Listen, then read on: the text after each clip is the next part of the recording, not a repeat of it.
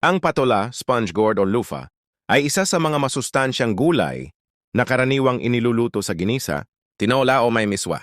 Kapag kumain ka ng patola, maraming benepisyo sa kalusugan ng makukuha. Mga benepisyo ng patola: mayaman sa bitamina at mineral, may vitamin C para sa immune system. May vitamin A para sa mata at balat. May calcium at iron para sa buto at dugo.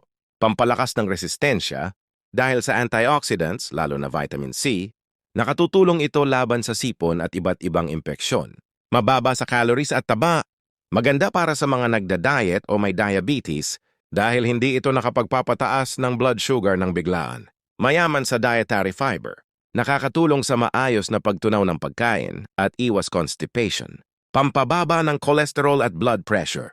Ang fiber at potassium ng patola ay makabubuti sa puso at daluyan ng dugo. May natural na anti-inflammatory properties. Nakakatulong sa mga pamamaga at pananakit ng katawan. Paalala, iwasan ng sobrang hinog na patola dahil nagiging mapait at hindi na masarap kainin.